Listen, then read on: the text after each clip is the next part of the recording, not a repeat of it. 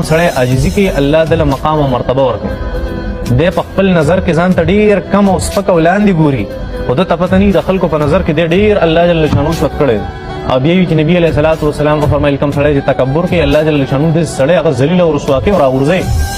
چې یو انسان هغه تکبر کوي، لوی کوي، ځان ورته ډېر چوت ښکاري، خو د مخلوق په زړه کې د هغه حیثیت هغه د خنزیر او د سپي نه بدتر وي. دا الله جل شانو داسې کوي. په زړونو کې محبت غورځول او نفرت غورځول دا د چا کار دی؟ دا الله کار.